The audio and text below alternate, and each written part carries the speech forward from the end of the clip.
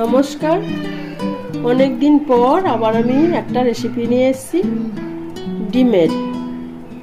ডিমগুলো সেদ্ধ করে নিয়েছি, খোসা ছাড়িয়ে নিয়েছি। এরপর হলুদ দিয়ে দিচ্ছি, সামান্য নুন দিয়ে দিচ্ছি। সুন্দর করে নুন আর হলুদ মাখিয়ে দিলাম। এরপরে ডিমগুলো কেটে নিচ্ছি একটু আমি। ডিমগুলো না কাটলে পরে তেলে দেওয়ার পর ডিমগুলো ফেটে যাবে। কড়াই চাপিয়ে রেখেছিলাম গ্যাস জেলে, কড়াই গরম হয়ে গেছে।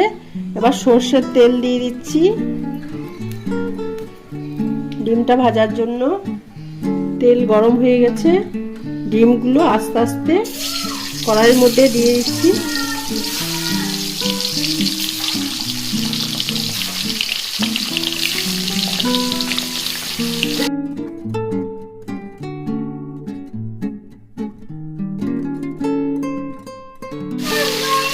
ভালোভাবে ভেজে নিতে হবে।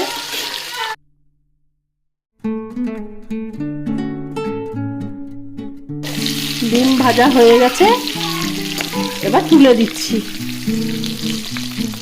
ডিমগুলো তুলে নিলাম। ভাজার যে তেলটা আছে ওই তেলটাতেই শুকনো লঙ্কা দুটো দিয়ে দিলাম, দুটো তেজপাতা কেটে নিয়েছি দিয়ে দিলাম। একটু নেড়ে নিচ্ছি। এখানে আদা বাটা রসুন বাটা আছে 1.5 চামচ, তেলের মধ্যে দিয়ে দিচ্ছি।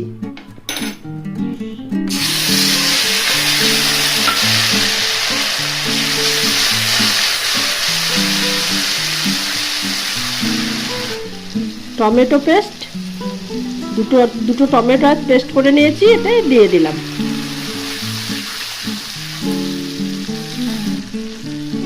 ধনে 1 চামচ দিয়ে দিলাম। 1/2 চামচ জিরে দিয়ে দিলাম গুঁড়ো। শুকনো লঙ্কা বাটা 5খানা লঙ্কা বেটে নিয়েছি, এটা দিয়ে দিলাম। কাঁচা লঙ্কা বাটা 1 চামচ দিয়ে দিলাম।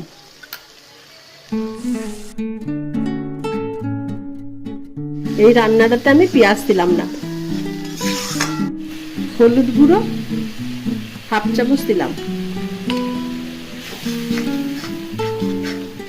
সব মশলাগুলো দেওয়ার পর মশলাটা আমি কষাতে থাকছি। কিছুক্ষণ কষার পর এবার নুনটা দিয়ে দিচ্ছি।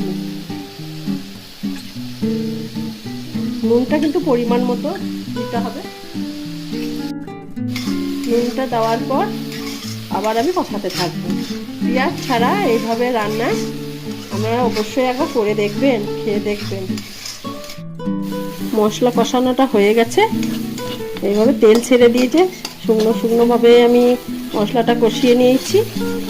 এবার সামান্য জল দেব।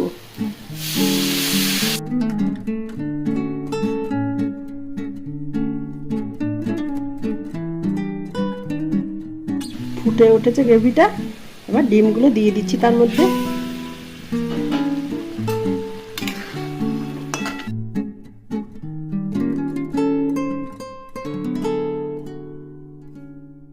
ডিমটা 2-3 মিনিট ফুটিয়ে নিলাম। ঠিক এরকম পজিশনে আসবে তখন বন্ধ করে দিতে হবে। ডিমের কারি রেডি। এইভাবে পেঁয়াজ ছাড়া রান্না করে আপনারা খেয়ে দেখবেন, আর অবশ্যই যেন জানাবেন আমাকে কেমন লাগলো খেতে।